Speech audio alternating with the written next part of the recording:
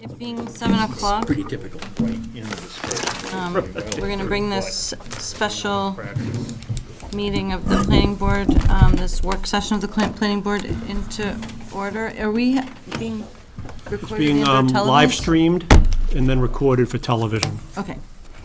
So, sorry, I didn't know. This meeting will be recorded and live streamed and will be available to be viewed later in telemedia. And so it's mostly regarding our new zoning guidelines for accessory dwelling units, which we're trying to revise to bring us into compliance with the preliminary guidelines issued by the state, which will go into effect once they're confirmed as final in early February, I guess, or February 2nd, maybe? Okay. So hopefully everyone had a chance to look through them.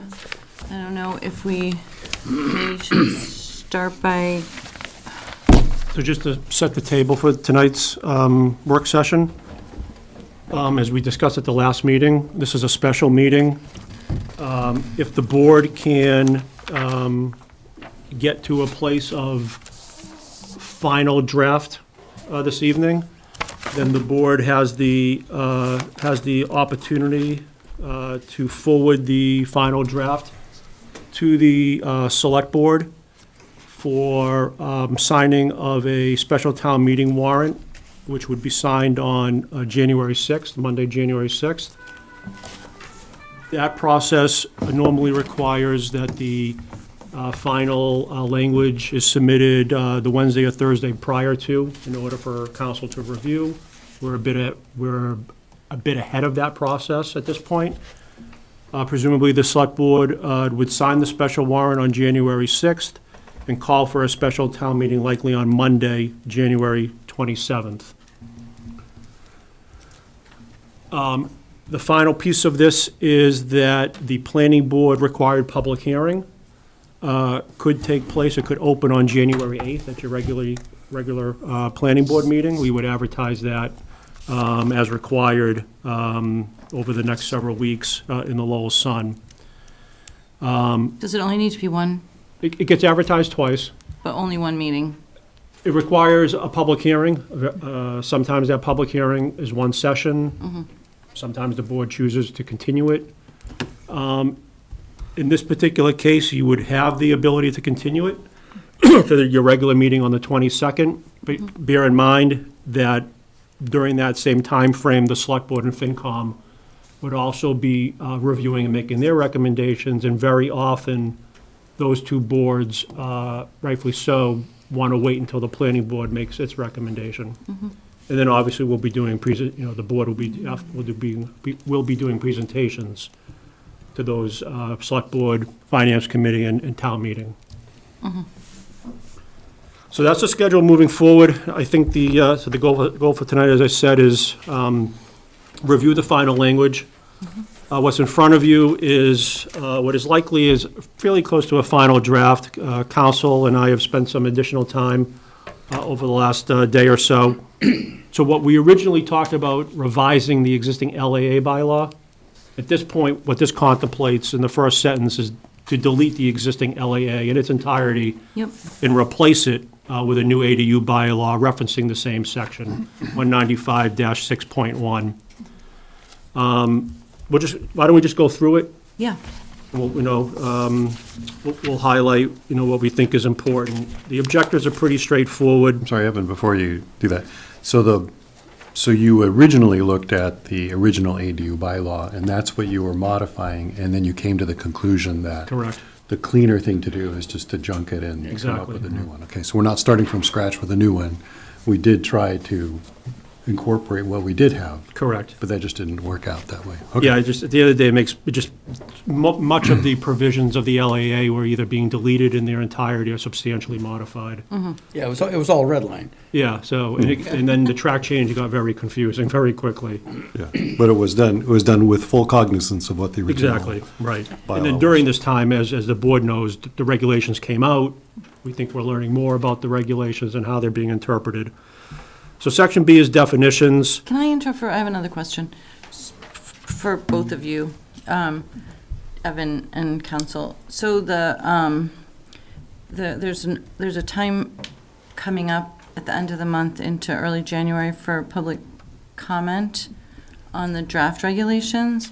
And my question is, have you ever encountered this type of a situation before? And if so, would you expect that there would be significant revisions upon receipt of the public comment? Madam Chair, John Eichman, Town Council, just in case everybody's not aware.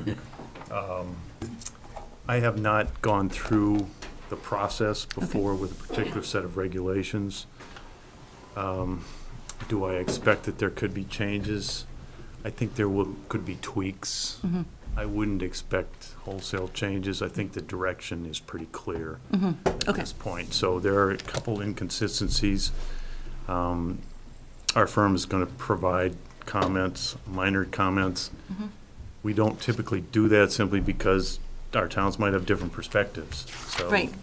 But these are going to be clarification Like- comments. What does this mean? Internal inconsistencies Right, or whatever. Got it. Exactly. Okay. Yeah, and I would think, I mean, if we get in a real jam and the stuff that comes out is so at odds with what we've done, we can simply withdraw what we've got and just deal with it later. Or if it's You minor, could. do an amendment. Yeah, You could also do an amendment. Yeah. there are a bunch of ways. Okay, thank you. Evan, before we get to Part B, Part A, the objectives, or it's not identified as Part A, but the objectives, can we include an objective, maybe even make it the first objective, that the objective of this bylaw is to comply with the ADU law? Because I'd like to make it clear up front, these are not all ideas we came up with. These are, we're just merely complying with what. Yeah, and also, if it does need to be interpreted, and you have that statement in the front, that could assist, it could assist, some court in interpreting what we really meant. Yeah. Okay. Which is probably a good segue to Section B definitions. At this point, we only have one definition, which is accessory dwelling unit. As you're aware, the regulations have a series of other definitions, and maybe it makes sense to just have a blanket statement here to, refer to the MGL or the regulations for other definitions. Do you think that may be needed, or?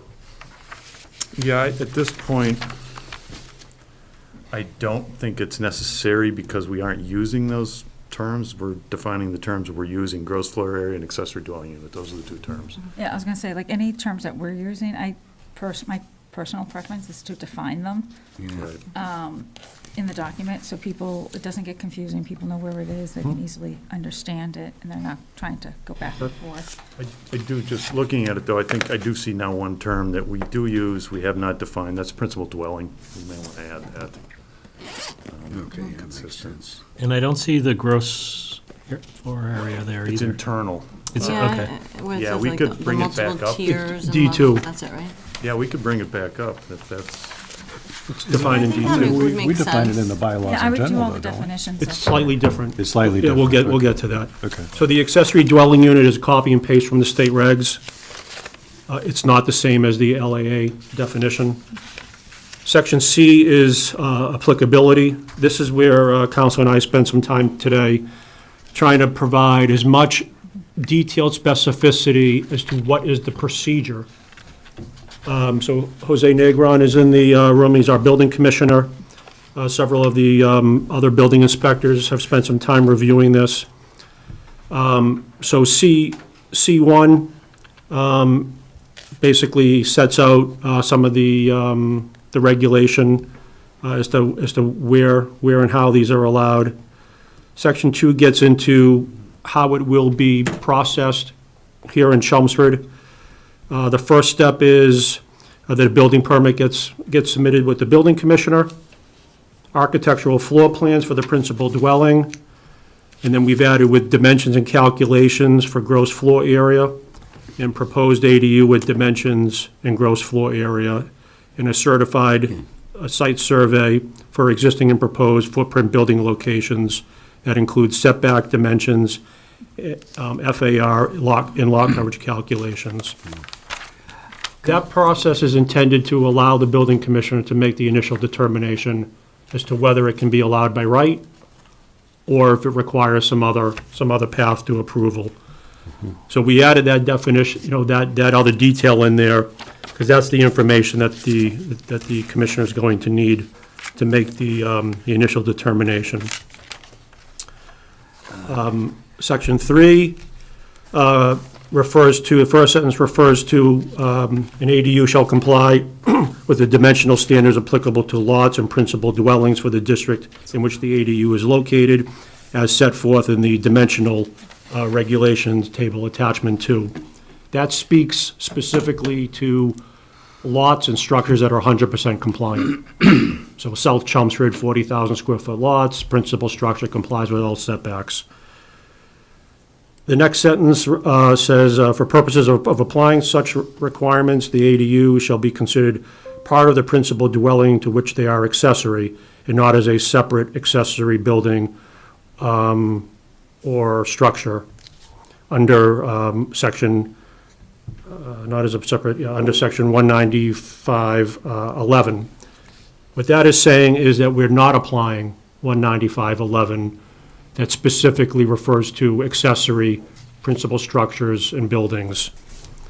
The reason for that primarily is that any accessory structure over 260 square feet is required to comply with the standard setbacks. So it's somewhat duplicative. Right. So for purposes of simplicity and streamlining the process, the bylaw specifically says that 195.11 is not to be applied. And then finally, where the ADU does not comply with such dimensional standards, the applicant may seek relief in accordance with the zoning bylaw. Again, this is specific to 100% compliant lot size structures. Normally, that would require a variance or a special permit from the Zoning Board of Appeals. The regulations don't allow variances or special permits. So this sentence basically states they're required to seek relief. And that will be, working with council when we get there, that will be, determined. Do you want to speak to more detail on that? Yeah, just briefly, this is where it gets a little complex, because this is a use that's protected by the state zoning act now under section 3. So when those uses, when local regulations are applied to those uses, if relief is required to put that use into place, even protected uses are actually required to go through the procedure that the zoning bylaws provide for that relief. So there's a variance procedure, there's a special permit procedure. However, the application of the criteria is modified for a Dover use. You don't have the same discretion any longer. So that's where it gets a little more complex. It's very fact-specific, and would be situation by situation. So we're trying to make this simple and not get into those questions, which are going to be lot by lot, structure by structure. So how that applies. And as we discussed previously, towns do have the ability to adopt specific setbacks for all of these standards. We've discussed that. We're on a different path. But section 3, basically, again, for a 100% compliant lot, compliant structure, required to comply with the standard setbacks. If you can't comply, you're seeking zoning relief. Okay. Section 4 moves on Actually, to... section 3, the table of dimensional requirements, attachment 2, that is the standard one Yes. that we have in our bylaws. There's Correct. not a special table for this Correct. section, okay. Right. So if you have a non-conforming lot, Which is the next section. oh, okay. Yep. Oh, wait, so this is just for Just for standard 100% compliant. 40,000 square foot lot. Correct. We just discussed. Now, so we're adding an accessory dwelling. Right now, our setbacks are from lot lines. Do we have the ability to add setbacks from the primary, or no? That's an interesting question. I haven't had that asked before. The building code does require a certain amount of separation already when you have two buildings that both contain residential units. There has to be a certain setback for fire code, for starters. So you don't want to conflict with that if you're thinking of setting a requirement. I think you potentially could. I think the issue with that is, this comes up later when we talk about design standards. I think that could get into design standards. Design standards are a difficult area when we look at the state regulations and what's gonna be allowed and what's gonna be potentially vulnerable to challenge. I just don't want to get into a situation where, like, again, trying to protect individual rights of, people who own property. We're a town, we like to still look like a town, even though some of our lots are small. Have enough, you just don't want that city feel, right? Like that, Right. opening up your window and you can touch your neighbor. Yeah, I understand So that. I was That's thinking just a reasonable distance between, if these are separate right. dwellings, that gives it that separation, right? You're referring specifically for detached. For the detached Yeah, ones, I think the building code requires a 10-foot separation, Sounds right.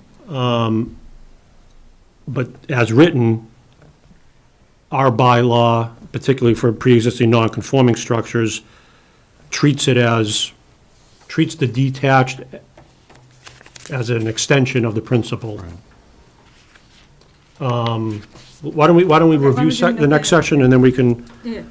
continue with the conversation. So section 4 speaks specific to non-conforming situations, and it essentially mirrors how we treat it now.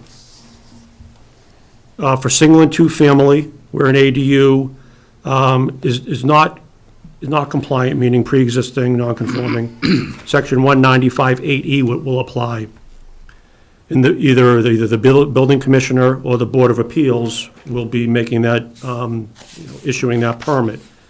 And where the principal dwelling is non-conforming for multi-family, 3 or more units, the ADU shall meet the requirements of 195-8C as applied by the planning board.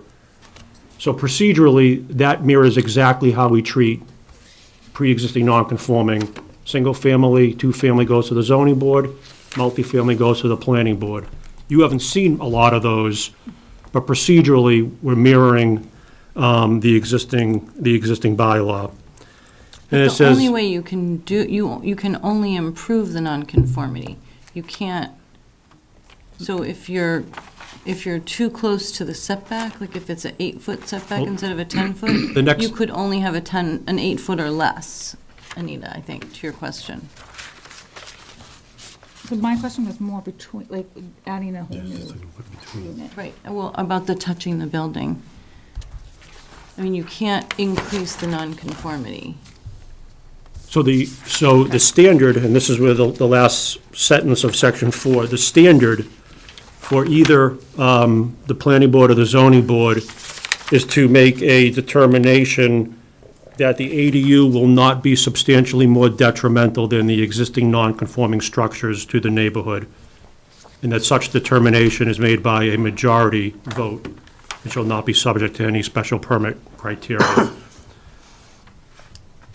So it's mirroring, again, the existing bylaw, with the exception that where council has blended or eliminated 195-11 and is treating the accessory ADU, including a detached accessory ADU, to be an extension of the principal non-conforming structure. So, that has all kinds of scenarios that can play out. The simplest way to view this is, the way it's currently interpreted, is that if you have, let's say, an L-shaped house, and the L is the non-conforming part, and let's assume the required setback's 25 feet, and the L is only at 12. Under the current bylaw, you'd be allowed to fill in the L and make it a square and extend out to that 12-foot. You can extend the nonconformity along the same parallel line. That's an existing provision. That appears to be working well. That provision will continue to apply to ADUs. The one where it's a bit more vague is detached scenarios. I don't know if you want to speak to anything related to that.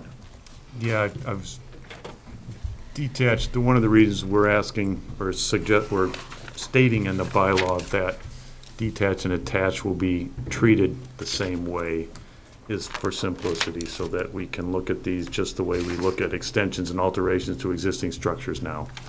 These will be treated exactly the same, so that the rules that we already are familiar with for non-conforming structures primarily applied by the ZBA will be the same rules here. That's why this is put in place. The only change was that we removed the discretionary requirement, basically special permit, which would be a supermajority vote. The law is fairly clear, you can't require a special permit for these ADUs, so we retained the finding. The finding is the same, not substantially more detrimental. That still has to be made, but it's not gonna be by a supermajority vote.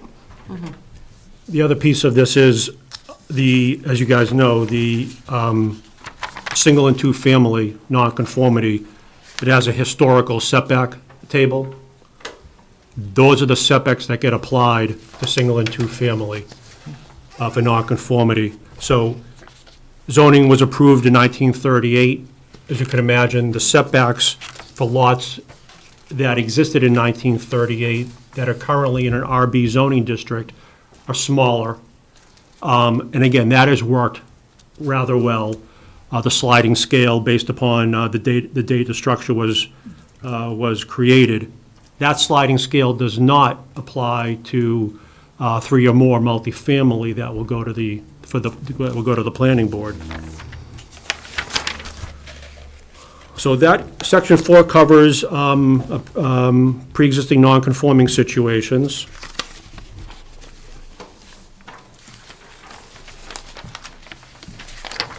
Section 5 reiterates that an ADU for a multifamily principal dwelling, 3 or more units, shall be subject to a minor site plan review per section 195-104G. This originally was a full site plan. Council has suggested that we apply it as a minor site plan. Minor site plan is defined within the zoning bylaw, and then it's further defined within your regulations. It's essentially a streamlined submittal requirements related to the plans that are required, the type of information that's required, compared to a full site plan. Minor site plan also, in and of itself, does not, I don't believe it triggers a public hearing and a butter notification. I don't think it does. Yeah, I don't think it does. So that's the context for anything that would go to the planning board, 3 or more. Could we ask for a butter notification, and, I mean, could we put that into our? Absolutely.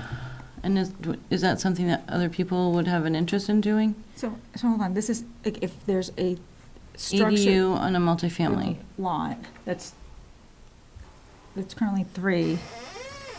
3 ADUs.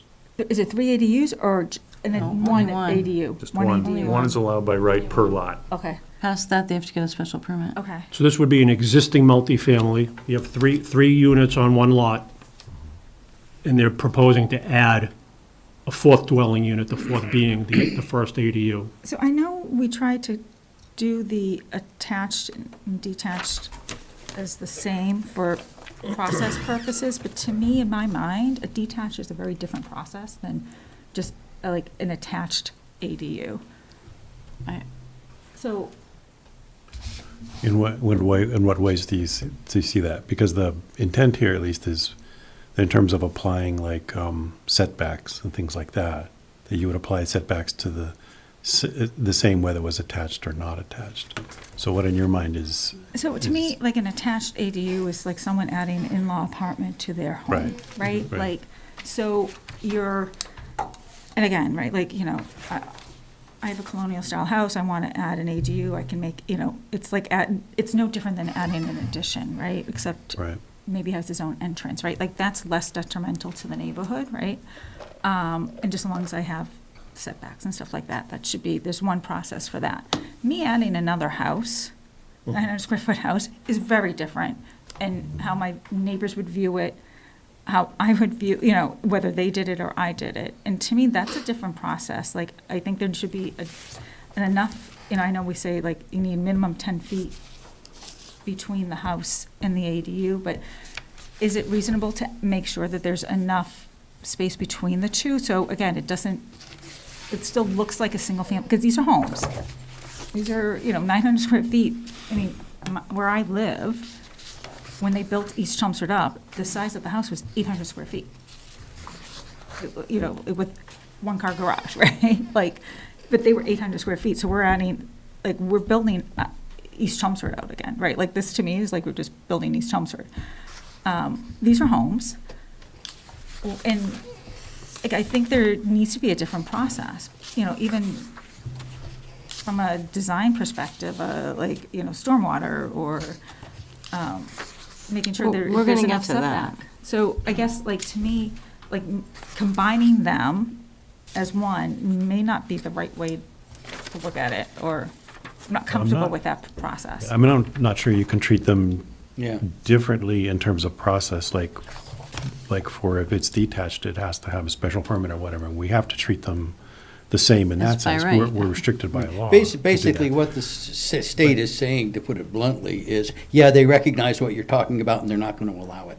But, I mean, you bring up a That's point of, fundamentally you bring up what a it is. point of separation between the detached unit and the principal unit. Yeah. So that's one thing, and I think that's worth discussing. Is there anything else that you think it should be treated differently than we would treat if it was attached? Well, then I go to what Deirdre said, then, like, you know, add the, like, then I'm not so sure I want it to be a minor site plan review. Like, if we have to keep if you're telling me that we have to keep these two types together under the same process, then I'm not comfortable with a minor site plan So review. why don't we continue reviewing the draft? Okay, Because the next section, D, design and use standards, I think may partially speak to,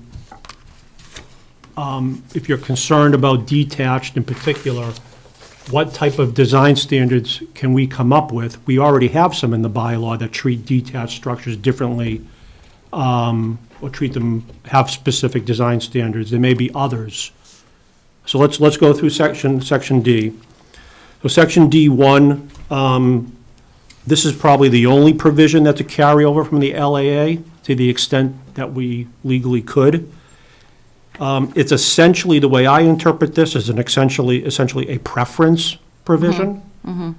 It is the town's preference that, to the extent possible, common shared entryways should be utilized rather than exterior passageways and accessways, so as to not detract from the single-family appearance, and council's already indicated that single-family appearance may need to be struck of the principal dwelling.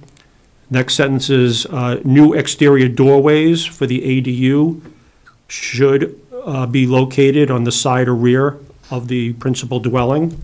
Again, that's a preference. The last sentence is an example where the state regulations in their slide deck, and I did a screenshot of some of these slides, appears to be a design standard that's reasonable. Staircases serving a second or third floor shall be enclosed. And I think the state has that on the top slide. Clear and objective design standards. Exterior staircases may not be visible from the public way. So that gives you an example where the state, if you choose to adopt design standards, that's an example of clear and objective. Moving on to D2, that is the gross floor area definition. That's a design standard. That's copy and paste directly from the state regulations. The state regulations use the floor area, gross floor area definition of the building code. That's slightly different than our zoning definition. So for purposes of ADU, gross floor area, copy and pasted the state regulation definition.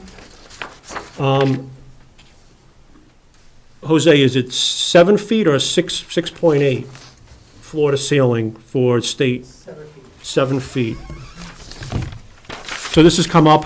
The state definition says gross floor area includes all square footage, whether it's conditioned or not conditioned, so garages are included, basements, attics, as long as the floor to ceiling height is 7 feet or more. So it's very permissive. And again, the only reason that gross floor area is being used is to calculate the size of the ADU. D3 is parking. So would that produce a larger gross floor area than under what's defined under a current bylaw? Our current bylaw, I think it references 6.8, but it also references the state building code. So it's very, very similar. Let's just get that out of gross floor area.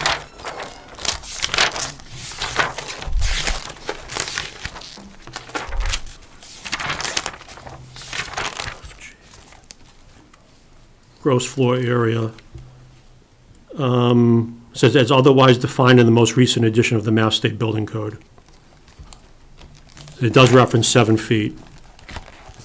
So it's very similar, but just to be absolutely certain, we copy and paste it in the ADU regulation.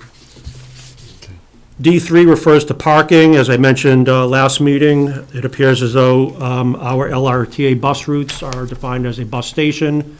We believe the LRTA allows flag stops, which means that the entire bus route becomes a bus station, which means that no parking can be required within a half mile of the bus routes. Outside of a half mile, no more than one space for the ADU can be required. The only provision or language to bring to your attention in here is the pink text here. We had this discussion at the last meeting. This contemplates the option for the property owner to provide that one extra space. Initially, when this was drafted, and I included that in here, again, it was restricted to single family. Now that it's, ADUs can go on single, 2, 3s, and 4s, maybe it doesn't make sense or make as much sense to provide the property owner with the option to build that extra space or not. At the last meeting, we had some conversation on that. I think the will of the board was to require the space to be physically constructed. For what it's worth, I did ask council whether you could treat, single and 2 differently and maybe provide the option for single and 2 and maybe require it for multifamily. And I explained, my concern on the single family, one space with maneuvering, backing out, making a 3-point turn is, at least 500 square feet of pavement. So if you're trying to maintain, the character of a neighborhood, adding 500 plus square feet of pavement, that has a large visual impact. The other provisions in this in section 3 refer to that any new ADU parking space has to be accessed from the existing driveway. So we're trying to better use existing pavement on the properties. Section 4 specifically indicates that no new curb cut shall be permitted. Council came up with this one. This is another means of trying to maintain the accessory component of the ADU, as well as reduce visual impacts to the lots in the neighborhood. Section 5 codifies the special permit requirement for a more than one ADU. I think Paul Cohen had asked when we were in our work session whether in fact, how did you state it? Are we required to approve them? Or even require the special permit?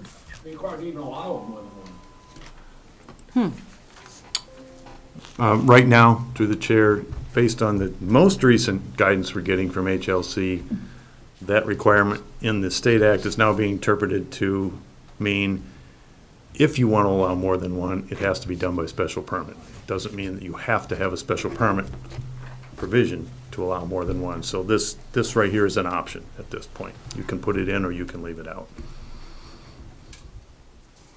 So if we leave it out, then we wouldn't be allowing more than one. Correct? Let's leave it out. I agree. Yep.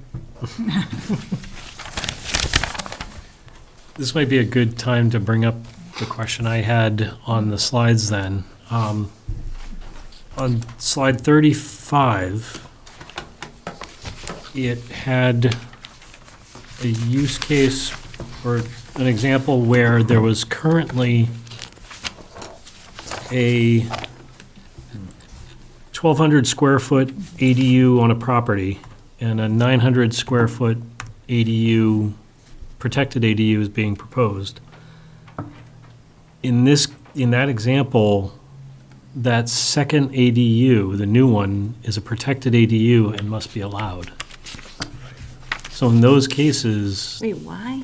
that dwelling would have 2 ADUs. Correct. And the way that's explained, by the way, I have it as slide 36, is that? Yeah, sorry, it's 36. Yeah, what's going on there is that the state act and all the requirements in the state act only apply to ADUs that meet the state's definition. So if you have an ADU that meets that definition, and that's the definition we're using, by right, you're allowed one per lot. So if you happen to have an ADU on your lot now that doesn't meet the state's definition, then the lot is still open to one ADU by right under the state definition. So you could have 2 ADUs, but the state technically doesn't consider the pre-existing ADU as an ADU under the state law. So that's the explanation. Now, whether that's a good idea, I can't say. So would most existing ADUs be our existing LAAs?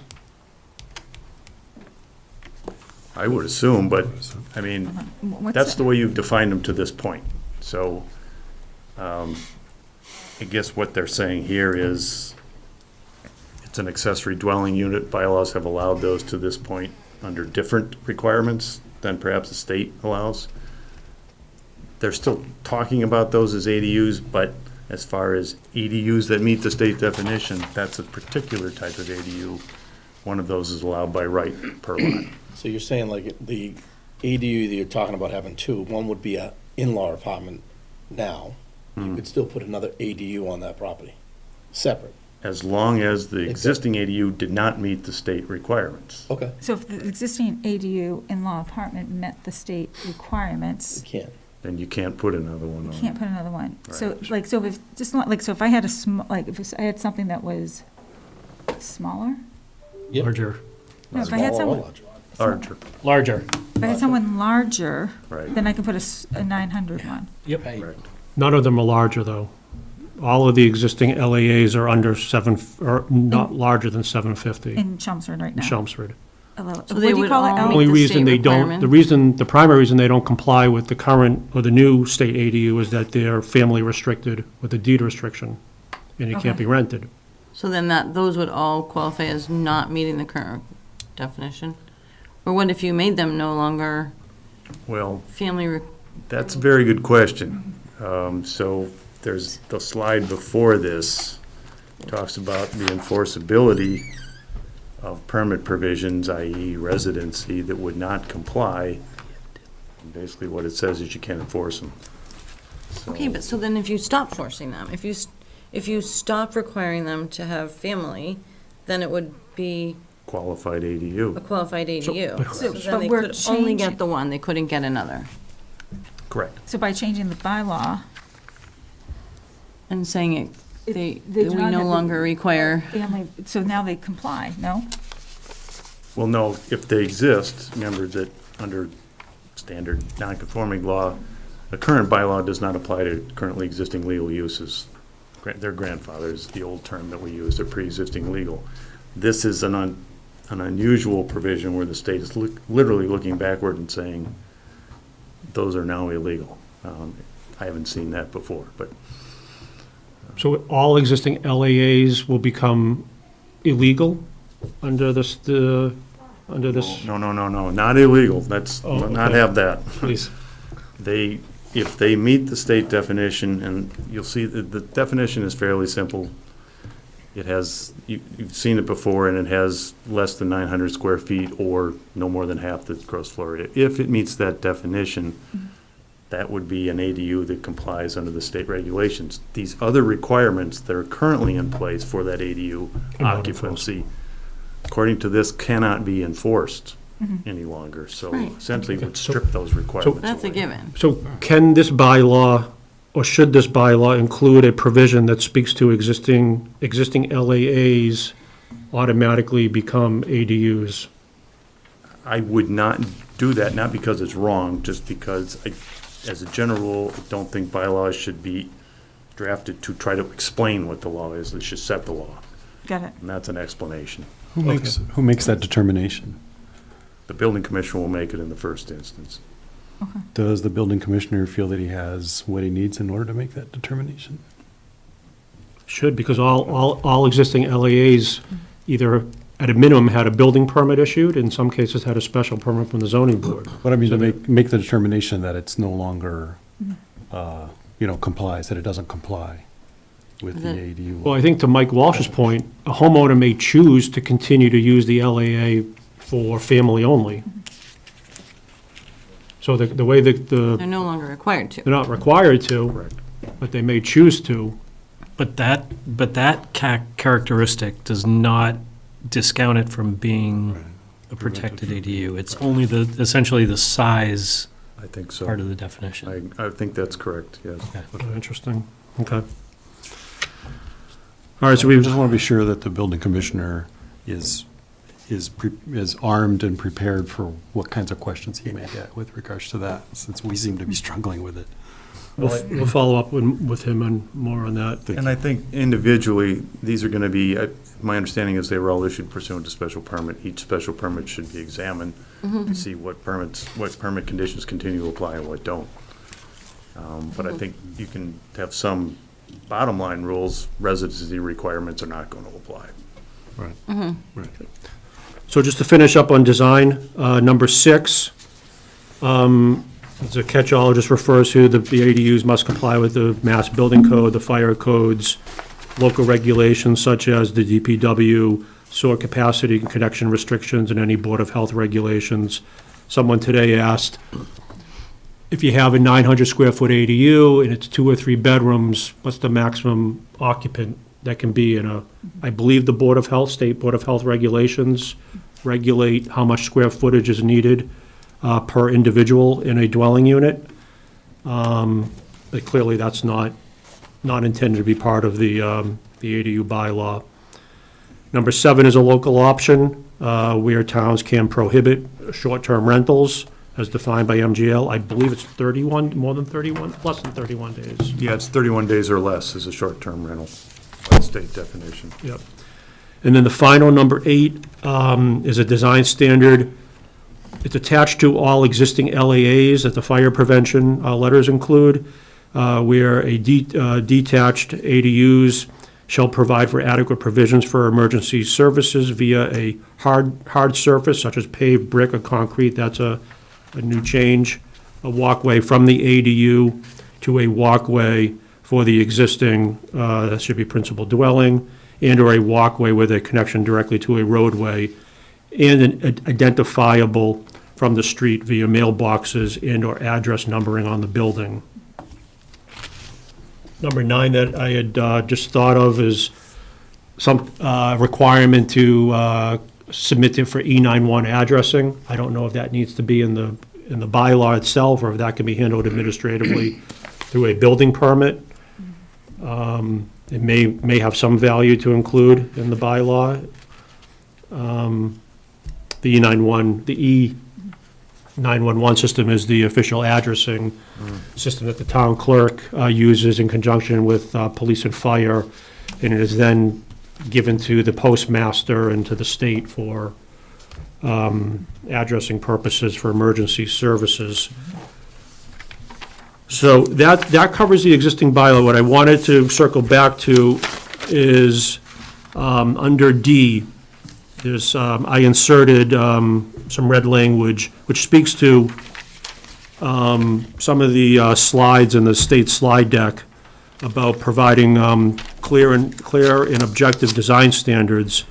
So the examples they provide are roof pitch. And so, I'm asking the board, do you want to specify a pitch of a roof or prohibit a flat roof?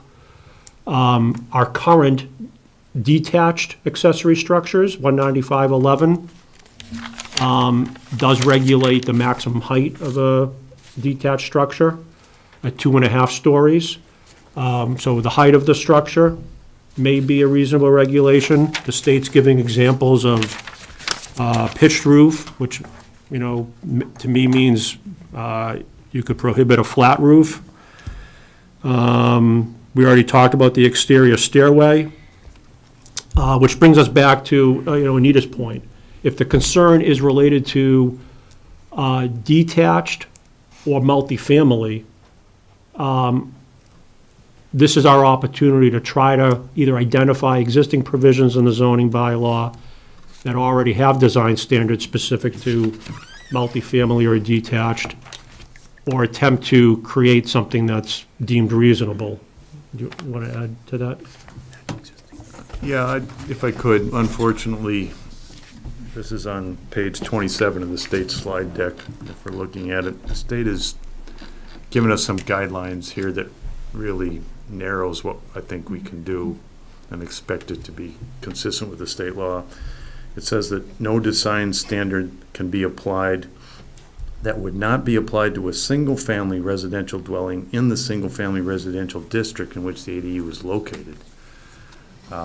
So that, notwithstanding that ADUs can be allowed as attached to a multifamily or a two-family, one per lot, nonetheless, the state is saying, as to design standards, unless you're applying them to single-family dwellings in that district, you can't have more restrictive ones, even for multifamily or two-family, which... So for example, you could not have a regulation that had a lower height for the ADU than for a regular compliant house. Well, that's a dimension, I wouldn't even consider that a design standard. I think they're talking Depends about how you look what does at it it, look but- like, how does it, to your earlier point, what does it look like on the lot? Yeah. Couldn't you make an argument or suggest that the ADU has to replicate the main structure on the house, the intent of the main structure of the property? I think Roof line? you could. They've said they want these to be objective, and that's why they give the examples where you have 9 feet or 12 feet pitch. Well, how about Is it that couldn't be sufficiently taller than objective? I think that's close, because you're actually looking at a house that actually has a design, so you could say it needs to be similar to that. Right. But If this goes in front of the zoning board, would they have the right to look at an elevation to see if it approves? Do they have that? We don't have that right to look at exterior. No, Do we they don't. have it? We do not have any design standards for single or two-family. We have architectural review for multifamily via site plan approval. Right. And that's frankly the problem that we have. If we don't have any now, Can't how do we enforce it. impose them? So how do you enforce it? How do you enforce the intent if it's not approved through the zoning board of appeals at the time when they're going for this ADU? If we could apply design standards, Yeah, it would be tied to the by right building permit review. right. okay, So the right. building commissioner, they'd have to be clear and objective So the enough to building the commissioner point would where make the the- building commissioner could Would make the make. judgment. Right, and I think Right. that's the point of what Okay. the state is saying. They want these determinations to be made possible at that level. At that level. All right. So the only other one that I jotted down, and again, I hear a council saying, we don't necessarily require for single or two-family, is screening, fencing, or buffering. If it were a multifamily and it triggered a site plan, then obviously that process would look at screening, buffering, fencing. So again, I was working with council, trying to figure out to what extent the multifamily could have some design standards that aren't applied to single and two-family. But the problem with this is that single-family homes by definition are not more than one building. If you're putting a detached ADU on a property that already has a single-family building, you're essentially no longer creating a single-family environment. So I don't understand how we can apply design standards for one building in a situation where there are, by definition, no longer one building. I mean, I think to the design point and Evan's point about buffering, that's actually one good reason to have minor site plan review, because through minor site plan review, if it would be something either that the multifamily already has that could be extended or improved for buffering, screening, and many of them have this, you could apply it through that process potentially, rather than making a requirement that applies to everything that running down the line. So there is some benefit to putting it there. I would also say the buffering is not a design requirement. That's something different. I mean, you can use it aesthetically, but it's not about the design of the structure itself. It's essentially shielding the use from other properties. Could we look at anything on flat roofs? I heard the answer before as far as like from a safety standpoint, like, again, not in the construction industry, but usually flat roofs tend to be concrete and steel structures where residential is more wood frame. And I'm thinking snow load, things of that nature. As I drive around, I don't see many residential flat roofs, but. I mean, again, it strikes me that, as Evan said, if it's a standard you're going to impose that's not already imposed on single families, it's probably a no-go. The building code dictates the snow load. Right. So if someone wanted to build a flat roof now, the building inspector would have to just enforce that. I think Calculations. most towns are going to be in a similar position. Very few towns, if any, particularly in a suburban context, have design standards for single and two-family. If you're in a historic district, then yes, but generally speaking, it's very, very rare that a suburban town would have, design architectural standards for single and two-family. So could you go back to the verbiage, the intent to match the design intent of the original primary structure on the property? Leave it at that? I think you could certainly try it. I think you get a caution from the state about how it's applied, and of course the question would be, is it Yep. the building inspector. specific enough that it can be applied by the building commissioner? And that's what's difficult, I'll take our chances with the state. I feel like Let's put it in and let's take our objective chances with the state. right? They're Or with the supposed to be developer. objective. And if you did do a minor site plan review, could you ask for an elevation for them, or no, you can't? Ask for, you mean a limit on height? No, an elevation of what the look of Architectural- the ADU Yeah. looks like, so Oh. you can look at the property and say, yeah, that does not meet the criteria. Can you ask for that in the minor site plan review? If it's in there now, you can. I believe it is. Is it in there? I don't think it is, right? But that's our, we that's can't our look at it. bylaw, we can change I thought that. it was, yeah, I thought, though, you still have to submit the plans on, even under minor site plan review, you have to submit the plans that meet all that long list of criteria. If it's in there, you could still ask for it, but, Good, okay. how, again, I'm primarily thinking of design, site plan review, not as a design review, but as a, basically locating things on the lot for proper movement and light. Right. But the other thing is, if you do put it in, it survives review.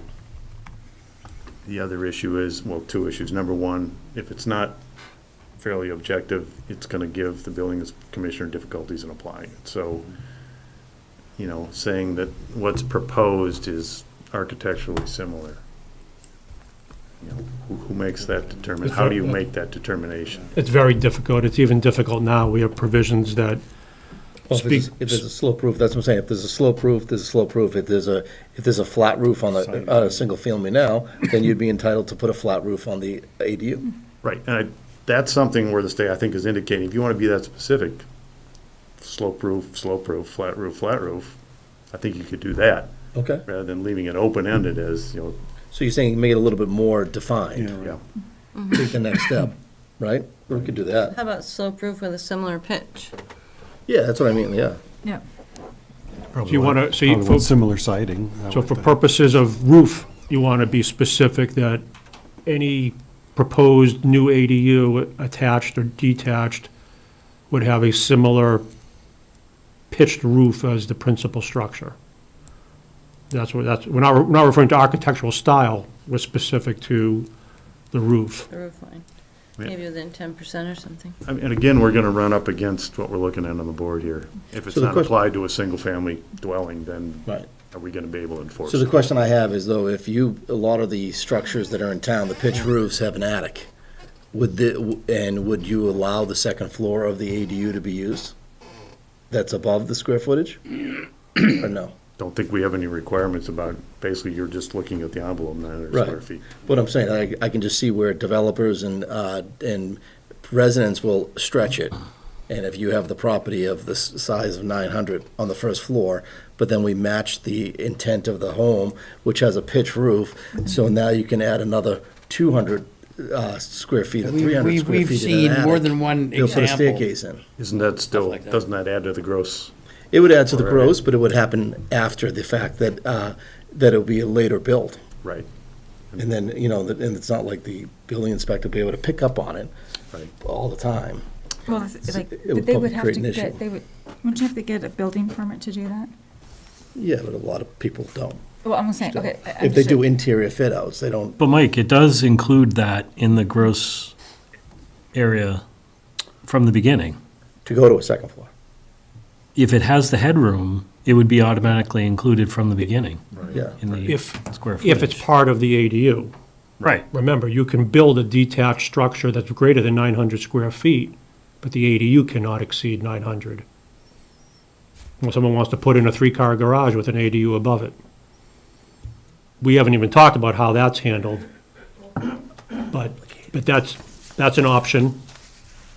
And similar with the ADU, someone could submit a building permit that shows a structure bigger than 900 square feet, and the floor plan specifically articulates that only 900 square feet is being labeled and used as an ADU. We deal with that now, the commissioners deal with that every day when it comes to LAAs. Is it an LAA, or is it just an addition to a house? But in that case, the area above the garage would be protected. The garage underneath would not be. Correct. It's going to be based upon what specifically proposed on that proposed floor plan that's submitted to the building as a building permit. So just like now, there's all kinds of scenarios and iterations that the industry, knows some tricks and tips. The same will evolve as part of ADUs.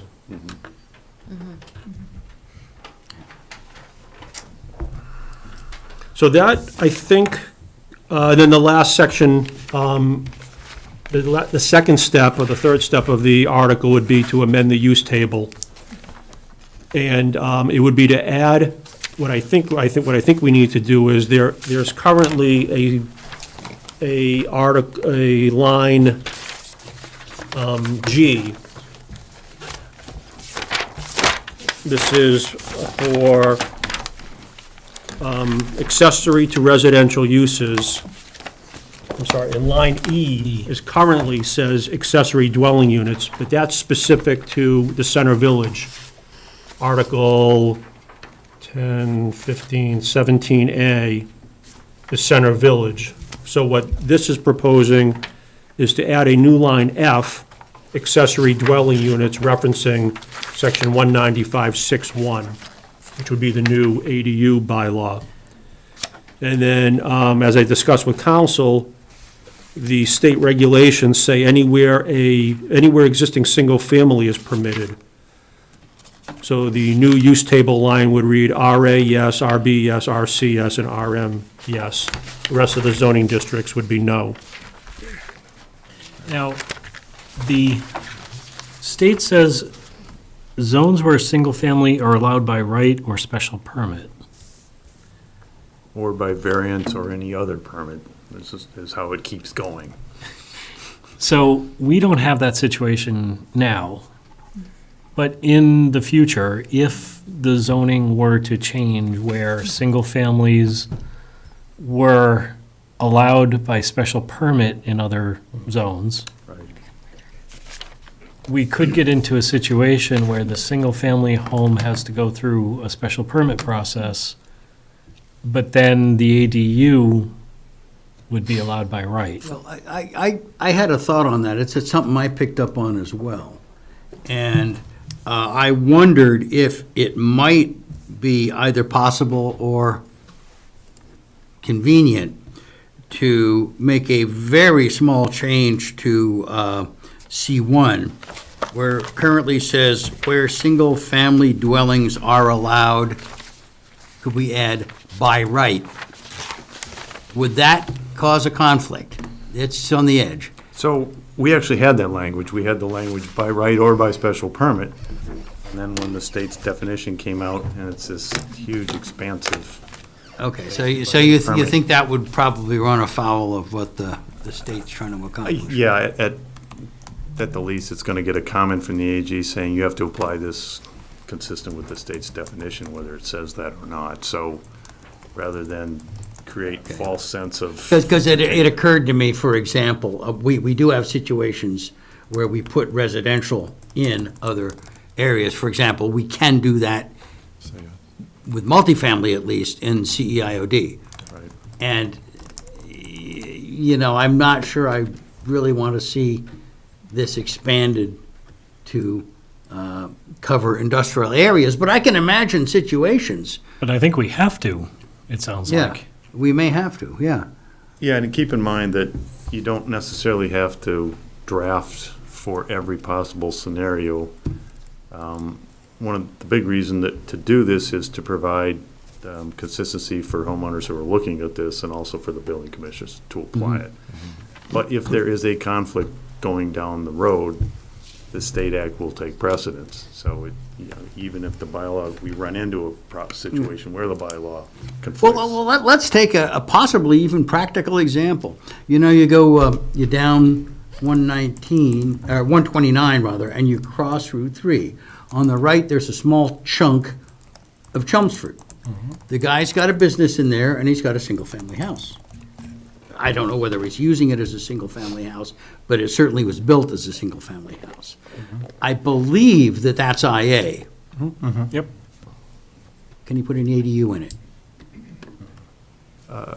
So under the definition of where it's allowed, not necessarily, but if that is an existing non-conforming Yeah, it would residence. certainly be existing non-conforming. Right, in that case, yeah, then it's definitely gonna Okay. at least qualify for one.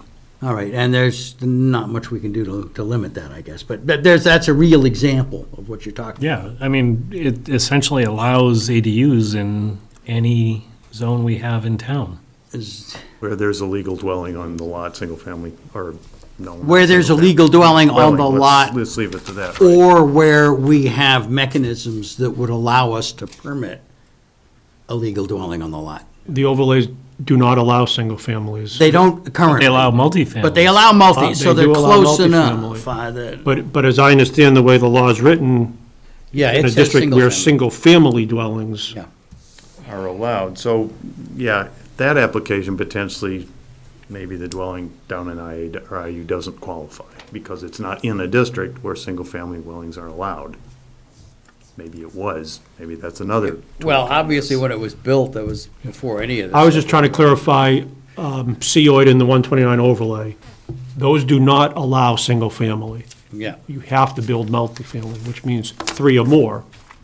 Now, you could propose to build 3 single families, but 1 single family is not permitted. Right, but my point is that even 3 single families, a single-family dwelling is technically allowed there. Well, you'd have to build them in 3s. You'd have to- Right, you'd have to but build it's middle- still a middle. single-family dwelling. Well, I hear what you're saying. Our zoning defines it as multifamily, which is 3 or more. So those overlays don't reference single family.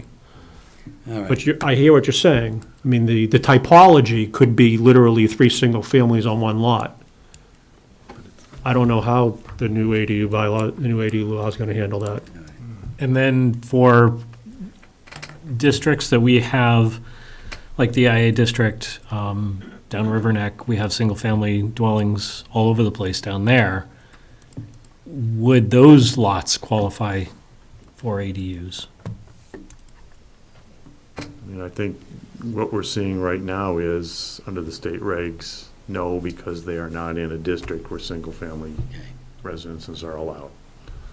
Even though they already exist there. Correct. So before, when I look at this as a non-conforming dwelling, there is an argument to be made, but you're applying their definition, which is a protected use ADU, it has to be in one of those districts. That could likely be a revision they make. Yeah, I could see that one Yeah. slithering, I mean, Because even at the local level, right. why wouldn't Chelmsford want to allow those single families, Monmouth, to have a similar opportunity? Right. If you're going to allow it in 80% of the town, why would you exclude basically existing single penalize. family? Okay, and I had, if we're done with this one, I had another thought. This involved D, and we have the provision in there of, well, we have several provisions pertaining to parking, including one that says you can't add a curb cut.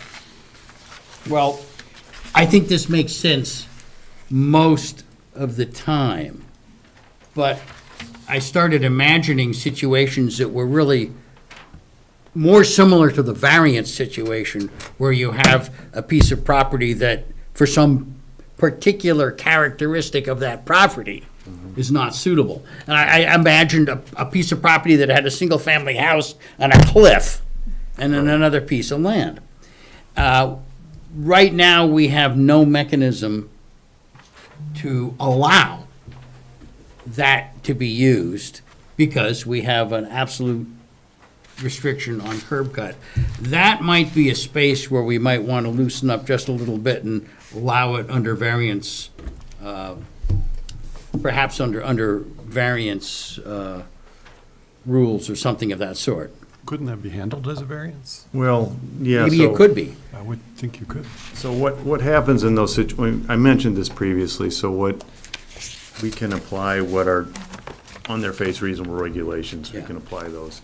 There may be situations where the benefit to the community does not equal the difficulty of actually putting an ADU Yeah, on the and lot. that's what I'm imagining. Right, so the way that, unfortunately, there is no formal process for that. The way that this has worked over time with other protected uses is that a request is made by the applicant to, first of all, the building commissioner, if it's denied, then to the ZBA, to allow for a variance from that. It's not even a formal variance, it's literally, Yeah. I'm gonna make an argument that this is an unreasonable regulation as applied to me, and you'll already see these in the definitions in the state regs. Okay.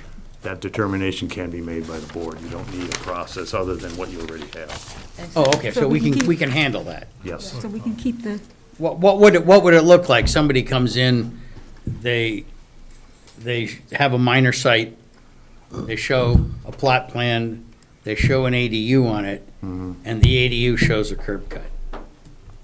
And we look at the property and we say, there's no way you couldn't not have a curb cut, because you're gonna need a separate driveway for this thing, because the way the land is put together. How would we, what thing would we do to permit that? We wouldn't be seeing it, right? It'd be the No, it's still building- gonna come into us It'd from be a the minor building site. commissioner that sees it. For multi, it'd come to the planning Yeah. board, and Multi, if you're talking Yeah. one multi, and two to okay. the Board of Appeals. So we can resort, this is the best we have. So since they gave us the test, and Yeah. the regulations, we can look up what that is. So this is, if you're looking at the regs, it's section 7103, subsection 3, unreasonable regulation. So it says that you can reasonably restrict, provided that any restriction or regulation shall be unreasonable if, and then you'll see 3 tests. 1, does not serve a legitimate municipal interest sought to be achieved by local zoning. Well, curb cut, I suppose it depends where it is, although. Yeah, it depends on the situation. Right. Then 2, serves a legitimate municipal interest, but its application in this situation does not rationally relate to a legitimate. Well, municipal interest. that's almost a variance. Yeah, well, it's Yeah. close, but you're gonna get a lot more the deference is gonna be owed to the ADU, not like a Right. variance, it's flipped. Okay, and would we have a way to say that in a decision that we make approving something, to actually say that? Yep, absolutely. Okay, if Yep. we can, as long as we can say it in our definition in a useful way, then I don't think we need to touch this. And you could certainly require them to show it as well. Yeah, Show why you can't put it somewhere else. You're right, it's similar to a variance standard in that fashion. Yeah, But as I said, the deference is now owed to the ADU, and a variance, it certainly is not. right. Speaking of definition, would it be worth defining the ADU as a protected use ADU as opposed to a more generic ADU in our bylaw? In other words, using the state definition of protected ADU. Yeah, and didn't- using the term protected use ADU versus a general ADU? It would make sense if you're going to have other ADUs that you want to put under that umbrella. Right now, that's not going to happen. You're limiting your bylaw to that ADU, so ADU works fine. Okay. You might have to come, if you want to broaden this might not be the time, given the tight schedule you have, but if you want to broaden this, you could come back and rearrange that. I don't think we do, No. but I'm thinking more of making sure we're limiting. Do you guys want to participate in this conversation? Mike and Anita? Yeah, we are. Okay. I'm just making sure we're limiting in this case. Yeah, I think it's because the definition we have tracks the state definition exactly, so protected use ADU, it uses the part about located on a lot in a single-family residential zoning district, and no other ADU is located on that lot. We have not incorporated those standards. We will have to apply them anyway.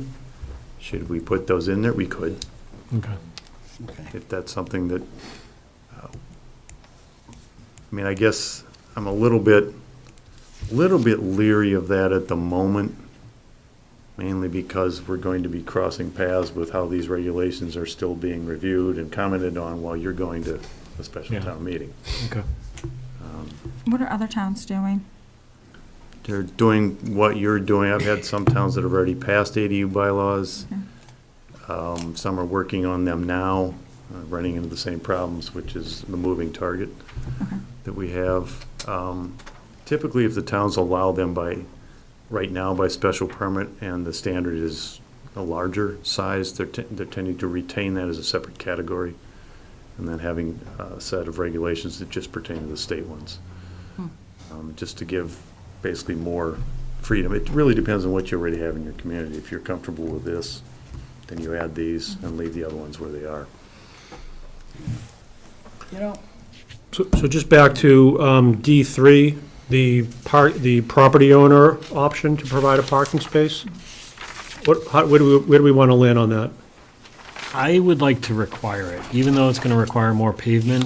I think the option would be people ending up parking on grass and, Yeah, we're gonna Street. wind up with that Street. situation we have Right. in front of us now, with people parking in the circle. Yeah, Yep. and then the police can't come down, and then, Right. let's, So required for all scenarios. Okay. yep. Well, except for the 0.5 mile. Right, we can't right, right. park Yeah. there, but yes. But just what? out of curiosity, How much of the how, town? yeah, what's the percent It's asking. town for Not that? bloody much. We'll do up a map. I think we have 8 separate routes in town. That might be useful at town meeting, because that might come up. Yeah, Do an overlay of the bus routes and, Yeah, and we're going to need that for the building department anyway. I mean, I Are think you're we gonna find the only 100% sure? places it doesn't apply are the middle of the cranberry bog. Are we 100% sure that a bus route equals a bus station? Yep. Yes, what I'm not 100% sure on is whether the LRT does the flag stop along the entire route. That's the key. It's What's gotta the be a flags- flag what's the stop flag route. stop? Put your arm up and they stop, like hailing a It cab. doesn't have the designated spots. we can easily test that. Well, they certainly do have designated spots. We think that they allow flag stops. I've seen them let people off all over the place, so. So, It's usually getting off. Well, maybe they do, right, the idea being that the bus driver will stop on that route if you Right. flag them, as opposed to you go to the stop route, otherwise we're not stopping. Yeah. Oh, I guess yeah. that's the then you difference, wouldn't but get anybody on this, like, so I'm just thinking, because we have one right in the corner, like, there's a sign, Yeah. Right. There are designated bus stops. right? Is that, were you talking like someone goes at But you that don't have to point be and on you, one. you don't have to put your arm out on those sign spots? No, they'll stop. Talking if in they see you between bus standing. stops along the route. Someone just flags the bus down. And they'll I- stop, like, Well, we're not 100% sure. We think the I knew LRTA that. stops. If they do, supposedly, then that constitutes, Yeah, and I think I drive up and down 110 fairly often because I work down there, and I see situations that look to me as if people are flagging the bus. I don't know if they really are. We'll get clarification on that. right, we'll have to. It's pretty important. like, isn't Yeah, that a that is cab? pretty Like, I important. don't see bus stops anyway. So I think that covers everything we needed to cover tonight. Well, so we're gonna require one space. Yeah. Yeah. We're required, yeah, we'll require, Where it shall be, yeah, it shall be yeah, yeah. constructed. And then the other things were the design and use. We didn't really nail those down. yeah, and We what- reviewed what's in the draft. I don't think we came up with anything specifically new to add. Well, I think we should say the height can't exceed the height of the primary structure. And, That would already be the case based on what we've got in, where is it, C2? Or no, excuse me, C3. So it has to comply with dimensional standards unless you're talking about an existing structure that would be below what's allowed. For instance, you've got a 20-foot house, 35 feet is That's going to get allowed. into a stylistic consideration, and I'm thinking of some examples around, not in this town, but, you know, the Gropius House? Right, yes, I do. Classic example of Bauhaus architecture. Right, And it's low and flat roofed. right. And I think if you tried to tell somebody that they couldn't build, you know, a gingerbread colonial ADU next to it, you'd probably get beat up for trying to apply visual standards that aren't legit. I mean, I would suggest, you know, our design standards at this point are sort of grouped in D1. I think the rest of this falls outside of that. So I think the question, the baseline question is, are we going to try to have design standards? Because we aren't, we can room that and that'll be the end of that. If we are, then the question is, how specific can we make them and can we somehow tie them to existing single-family design standards? Can we find them? well, I liked Mike's suggestion that we have, you know, similarly sloped roofs in the ADU as with the primary structure. I mean, I think that's fairly specific and somewhat, Find a correlative Yeah. requirement now in the zoning bylaws, that's the Well, it other, wouldn't exist because. it wouldn't exist because you don't have two houses. structures. right. So, I mean, you're categorically not allowing us to place anything like this if you're I saying. think we should tread has to exist. very carefully about applying our view of aesthetics. As much as I despise a lot of buildings that I see, Gotta start somewhere. You gotta, thank you. You either have nothing, like we run into a ton of problems existing because of this thing, Yeah. or you go a little bit more detailed and let someone push back. Right. Gotta start somewhere. well, if I we mean, do, it's if we just do say that, the I roof think we need pitch to have needs to a be much similar in the broader. new building approach as it to is in the old aesthetics. building. I mean, I mean, if they want, like your example, if they want to put the gingerbread colonial whatever on there. Next to the- next to a next Bauhaus Next to concrete. a, you know, a row house that we have down on, you know, the Campanelli homes, you Yeah. know, Yeah, then that's something that the zoning board would have to deal with, or someone would have to deal with, making that option, a variance. You know, one way you could think about approaching this, and I haven't really thought of this until now, is, I mean, these are accessory structures. And the state does say, well, do you have any design requirements for accessory structures in your zoning bylaw? Well, you don't. You could put them in. Yeah. yeah, that may be So the by answer. putting them in for all accessory structures, then you can apply them to ADUs. And then an accessory structure, would that be a shed? Yeah, Yeah. So then here we go. It's a shed, it's a garage, yeah, a right, pool house. right. But going forward, I mean, if that's something the But our board wants to sheds, do. like, but my shed, like, has, like, it has a similar pitch to my house, right? Like, It Right. does, and Not it everyone probably does, looks better though. for Everybody it. does, Not everyone does. Most sheds in Mass are pitched, Yeah, not flat. for they're not obvious flat. reasons. Right. There's No, some it's pitch true, to but it, they- right? but- And then it becomes but the- like how similar, like, you know, then it's like, well, you know, some are like this versus the house is like this, but is that similar enough, right? I think you should start somewhere. I agree. The other interesting part of this, and Jonathan, correct me if I'm wrong, the state regs specifically mention modular and prefab. Yeah. Yep. And my understanding of prefab is that very often they are a flat roof.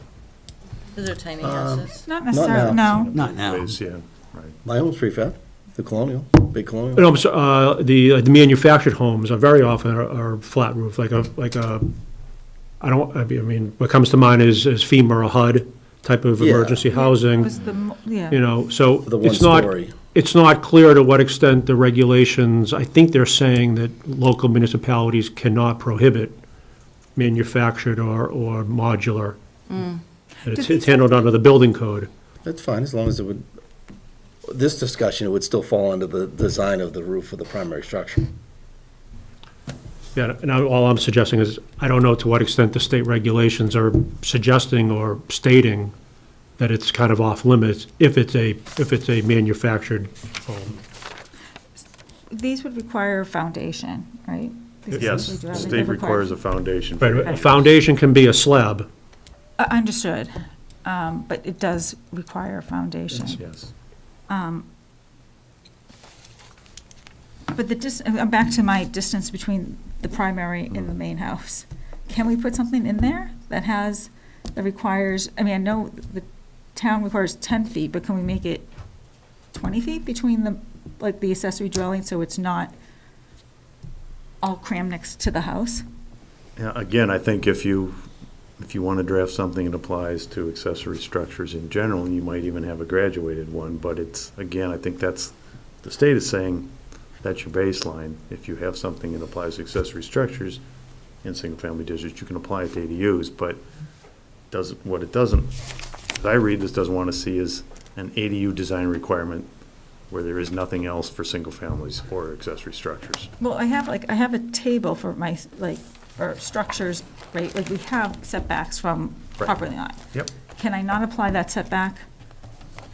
Or some portion of that setback, like, for the ADU? Because, like, to me, it's like, well. if You I have mean a set- between the ADU and the primary house? Yes, like, if I have a setback already, like, to me, it's not unreasonable if I have, like, 20, or, 50, I think one of them is 12 feet setbacks. Like, if you were in a certain size lot, you have 12 feet setbacks from your property line. Why can't you have it from, I'm talking for detached, Right. from the primary? Can I we think, do yeah, that? I mean, I think I would view that as a design requirement unless you can come up with another zoning basis for it that's not how it looks. Yeah. Could add it, why not? Could add it, you could try to add one, Why can't we, if you wanted to. I don't know. Just one caution here, by the way, if we're gonna add something to apply to accessory structures, which I think is a reasonable basis for trying to get something reasonable to apply to ADUs, you're not gonna go to town meeting though with a bylaw that's now talking about something other than ADUs. You're talking about garages and other things. Well, That's what are the difficult. possibilities for getting this taken care of, pretty much as it is? I tend to think it's pretty close. And then consider further things that would cover all the accessory uses as a later piece of work. I mean, I don't think we're gonna all of a sudden have the town covered with flat-roofed ADUs. I mean, I think most people that want to build these things want to have some modicum of similarity and You don't know. balance. Pleasing But design. there's always one. no, this is about dollars and cents. They're gonna do the cheapest way they can. This has nothing to do about, Well, if they did, park a trailer on top of a slab. Right. That's basically what you do. Evan, was there, I think you mentioned it earlier, Is there somewhere in here, I might have missed it, that it cannot be in front of the other house, the primary? I think you mentioned that last meeting, that No, it has to be the, behind the primary or to the side. the D1 Was in there. expresses a preference for the door, for the access way, the entry, Right. to be in the side or rear. However, as drafted, there's nothing that prevents an ADU from being in the front yard between the street and the principal structure. The current 19511 specifically prohibits accessory buildings to be placed between the front of the building and the street. And we have a fair number of lots in town, some of them a little bigger than absolutely required, with the house quite far back, where the only practical place to put an ADU is gonna be between the house and the street. And I don't think we're gonna get away with banning that. But if we already have that as a restriction on accessory buildings, Bet you we even should be that able to might not apply hold it to ADUs. Right, unfortunately, though, you're wiping out that entirely and replacing it with this, so it won't still be there, but you could keep it. Can we put it back? Well, the other way, we weren't applying any provision within 19511 to the proposed ADU bylaw, including that provision. So Maybe we can keep, maybe we I can think keep that's a that good one, one. like, we don't put them on the front of people's lawns, your houses. I think that would be a good one. But instead of applying all of 19511, pull that piece of it in as a design standard. I mean, I can't say you can't put it in there, and you might, as I said, the AG may say, well, it's not clear that it's a conflict, but we caution you about its application, which All is right, well, what I'd rather we get could do. cautioned by, because there's a whole Well, bunch of other towns doing this, Well, so. it's true, but the possible negative implications are that if it gets challenged, you will have to defend it legally, and that's where we start looking at, well, okay, what's the baseline? I'd like to get down that path, and I'd like it to get challenged by people first, and that gives, I think, residents and stakeholders in this state an opportunity to really look at who we're voting in at the state level. Because I think once, just like the MBTA, that now all of a sudden towns are waking up and realizing, oh, I don't like this. I think once people start seeing what happens here, this is one of those other ones that got slipped in that doesn't protect the homeowner. Yeah, I wasn't sitting there when they voted it, so I can't No, tell you. I understand that, but like, again, a simple request But that just was. to play out Anita's scenario, if we include the no accessory building shall be located within the required front yard area, and it's either a dimensional or design standard, the AG cautions us, moving forward, someone submits an application, they indicate or notate that they're not complying with that, and they're proposing to put the ADU in the front yard. As drafted, that requires relief. So that relief goes to the zoning board. And as part of that Dover process, the applicant has a legal right to make the application seeking relief. Protected use. And then what Anita is saying is that that's the zoning board's opportunity to deny it, to deny that particular relief. But the Dover case law is a bit more nuanced, right? There's a series of criteria and decision assessment they need to make. Is that correct? Yeah, that is correct. And so the question then would be if you can, because that would be essentially your local buffering process to deal with particular applications. Somebody says, well, in this case, this isn't fair to impose this on me, so it would go first to the building commissioner, then to the board, CBA, to determine whether it is. And they might say, no, in this case, it has to be allowed. So they'd have to prove that they can't locate in the side or rear? Essentially, I mean, we can go through those tests again, but it's not probably, we can envision how it might go, but it's going to be a call for the board to make when it sees this. So, the only issue then, if we put it in now, is it going to survive review? for the AG? Is it gonna, so can we at least get it to the point where we can apply it? I rather us, like, Try consider, and try, they say because no. at this point, like, you know, they're still making, they're still trying to figure out all the, like, you know, as you said, they're trying to provide feedback now as we're talking, so. May I make one suggestion? If the primary goal of the special town meeting is to get something on the books and pass the AG, maybe we proceed with what we know Yeah. is not going to be questionable to the AG. Final regulations come out, and then we amend as, Well, on the question of whether the AG cautions, if it's standalone within our bylaw, in the ADU bylaw, would that be more questionable than if we refer back to the accessory part of the bylaw and say these apply? Because if we refer back to that accessory building part of the bylaw, we're already applying it uniformly across. Right, yeah, that would be a If we basis pull it for out keeping and put it in, it loses the context. Correct, So we would want to refer back to, correct.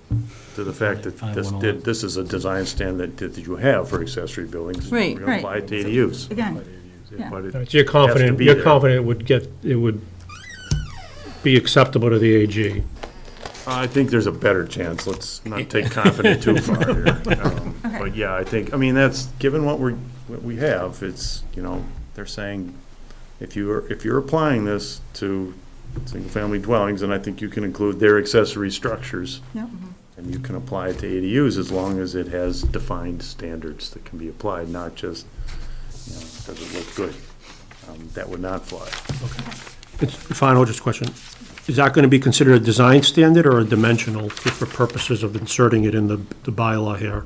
Depends how you write it. I'm hearing it now as a design standard, but depending on how you write it, could be a dimensional requirement. So you're looking at the existing requirement that we have in 19511 for accessory buildings. Yep. So Evans pointing to shall be located within a required front yard area. Detached accessory buildings may be located in the rear. Says no, right, yeah, no accessory building shall be located within the required front yard area. Now, that's true already under the dimensional regs, that's what front yards are for. It's just common Detached, sense, Well, the front, really. it's interesting, that front yard expands beyond the front yard setback. Or it it can. does, Or it okay. can, yes. Okay, depending on, Yeah, I think we defined front yard. Jose and I had looked at this provision Yeah. multiple you're times. ahead of me. Yeah. Let's take a look again. And that speaks very much to the case of the way setback house, which we can easily have 40 feet in front, which you cleared, and then put the ADU, and then, Right. and I know where they are. I- Right, hold on a second. I would caution, I don't think that would hold up.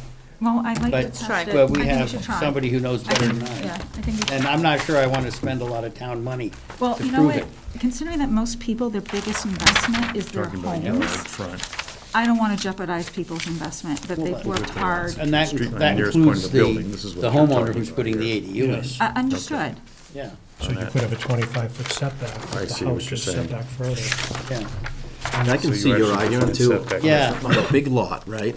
Yeah. The house is set back a half a And mile. then we have a few around town, I Yes, know where they are. maybe that's an Dimension exception. table, that's But there's other places where I bet they're not gonna wanna the build an home ADU. is past the setback, it's further in, a little bit, Yeah. that you could put an accessory in front and still meet the Well, let's say, setback. if you And then left. that's gonna change The the question is, neighborhood. say you have a 40-foot frontage, I think that's what you have in RB. Dimensional table, what's that Uh, look like? or RA, yeah, RA and I have the RB, dimensional one for some reason.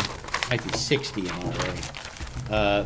But if you have a house that's 100 feet back. Right, then you could- have 40 space in feet to work between, with Putting something. without don't really infringing on the That's what we're 40 trying to foot. prevent. Yeah, A setback, i.e. just a line coming off the.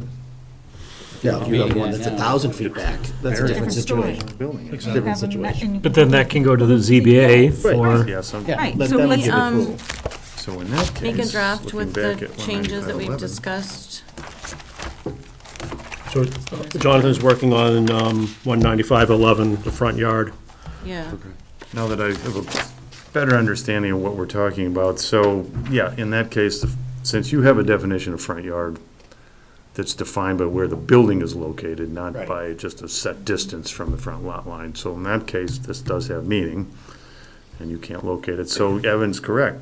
That's already in your bylaw. That can be, in my opinion, that could be applied to an ADU. Yeah. Okay. We can try Let's it. do it. Yeah, let's try it.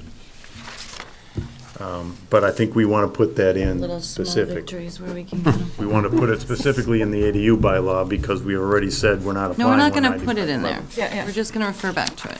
No, I think you do want to put it in. I think because we've already said 195.11 doesn't apply to these. Remember, we have that earlier in the bylaw. Oh, yeah. So I think you want to, but the We'll fact copy and that it's paste it in. here is enough to But make do the we- argument.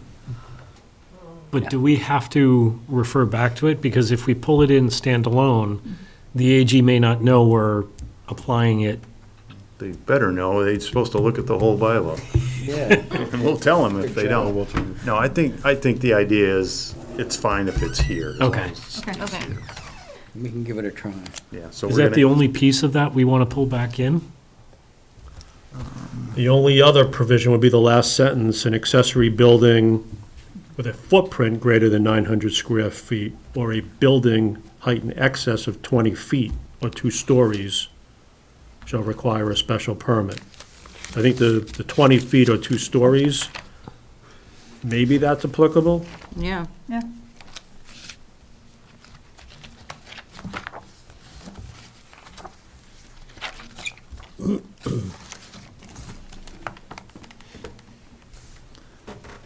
well, we're not going to be able to require a special permit for it. Right, No right. matter what we do. Can we not allow anything over that then? Well, footprint greater than 900 square feet is pretty much not going to apply anyway, given Right. that time. Right. Yeah. So we're So how about down if we with, just say, an ADU may not have a building height in excess of 20 feet Or 2 stories. or 2 stories? I think you could. I guess the broader question is, do you want to, it's going to force a certain type of design onto an ADU. Is that something that's preferable as opposed to having them more constricted but looking like the same height as the house? Well, I mean, 2 stories is 450. It's kind of small, max. I think what 195.11 speaks to, and I think what you guys are trying to achieve, is that if it's particularly detached, that it Yeah. is accessory and subordinate, which is Yeah. which is what 195.11 we is. don't want From a we design don't want a perspective. house Right. that like is, like, you want to make sure that it So how about looks if we like say that? it's an We accessory. would like the accessory structure to be subordinate to the main structure insofar, and specifically, we would like it not to be in the front yard and not to be taller than 20 feet or 2 stories. I think for the same reason that we could do the first sentence, I think we can do this sentence, and I would put as a separate requirement in section D. Just say, we just pull it right out and say, this is what we're gonna do for ADUs. Let's give it a try. Now, 20, we recognize that 20 feet is not 20 feet. 20 feet is if you have a pointed roof, it's somewhere in between. We define the building height. Yeah, it's all That's all well defined. definitional by the building inspector. So we'll use those as design requirements in D1 and Yeah.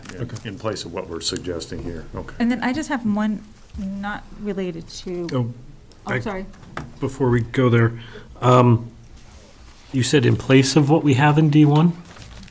That was my understanding, but I'm not, that's why I put it out there. Is that what I'm hearing, or is, I thought, Evan, is that, I thought it was an addition to D1. Yeah. Or maybe it's a, Because maybe we it's still a, want maybe the it's egress. a new D, a D9 or, Yeah, Yeah, anything in we already had D1 still D9, should remain. requirement to submit address, yes, maybe add it you to already gave D1. us the 9, so this would be 10. Yeah, or we can add it to That's D1. fine. I guess the one question that I have about D1 that remains is the part about detracting from the single-family appearance of the dwelling. First of all, we need to get rid of single-family because these can be added to multifamily and 2 families. Right. Do we say then detract from the appearance of the dwelling? That's probably not going to fly, it's just too vague. So if you're going to have Primary some sort of dwelling. appearance, How then about you're the going to have primary to. dwelling? Oh, yeah, absolutely, you can say it, but detract from the appearance is what I'm kind of focusing on here. Can we, Well, that's why we're giving specific. So maybe Examples. we should delete that appearance of the existing. Yeah, I don't think appearance should be part of Because it. that's difficult Okay. for the building commissioner to, Okay, fair. again, Unless he has my taste. in lieu of these two design standards that we're pulling from 19511, I don't know what more we can do. Yeah. We can't put down, just can't be ugly, no? We have a few of those. drop an asterisk, see Michael Raisbeck? Yeah, right, right.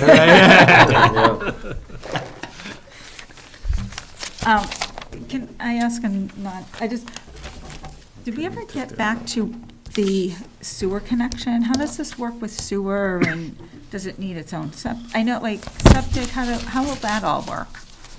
So I can update you briefly. Christine Clancy has indicated that the current regulations will likely remain unchanged in the sense that the additional capacity that an ADU will require is not the issue with the current regulation. Current regulation allows About 500. increases not greater than 500 square feet. Christine has also indicated that the regulations will remain unchanged in the sense that they will not require Title V. They will continue to allow connections to the municipal system. Or the same, adding on to the same connection. How the additional flow for the ADU is connected remains to be determined. But that's, What- they're working that out. They're gonna work that out. The example she gave is that if your ADU is at a lower elevation than your principal structure, typically that requires some sort of booster. Right, yeah. Pump, yeah. But some, yeah. And so that's the level of detail where they're struggling with. So it's not gonna be a question as to whether they can connect, they will be allowed to connect. Title V systems will not be required. And then, That's because every home right now is required, you could put a 500 square foot you addition can, on. you can put no more than 500 additional gallons per day. So if someone builds an ADU, and what happens if they want to put an addition on the primary down the road? They can't do it. The gallons per day is based upon bedrooms, Bedrooms, yeah. just like Title V. So you can put additions on your house. Yeah, but not bedrooms. Correct. Okay. I So get it. so that's where ADUs with the existing principal structure will eventually be capped via bedrooms Yeah. under the DPW sewer limitation. All right. Okay. All right, so I think we've covered it. Jonathan and I will circulate a final draft. I think what we're hearing from the board is that this is acceptable to be submitted to the select board for inclusion in a special town meeting? Okay. And then we'll post the timeline that you laid out at the beginning. Yep, we're going to advertise the public hearing open on January 8th. Do you need a vote for that? So can we Yeah, see we'll this ta- yeah, wrapped up, though? let's do a vote. Draft before we- All right, I Fix it move up. it, Yeah, whatever can we see the exactly draft it before was. it goes to the select Yeah, board? absolutely. Yep. Yeah. But for purposes of tonight, a motion to forward it for inclusion in a special town meeting? The draft I will as move we've that we, reviewed and revised? I will move that we forward the draft as amended and adjusted tonight to the select board and that we schedule the appropriate public hearing. I will second. Motion by Mike Raisbeck, second by Anita, all in favor? Aye. Aye. What's our agenda for January 8th? It's going to be a long meeting. Yeah, I did the notification for South Chelmsford, the rezoning. I did that, January 8th, right here. 65 Dunstable was continued, the Kate's Corner zoning discussion, 4 Paylette, and the ADU public hearing.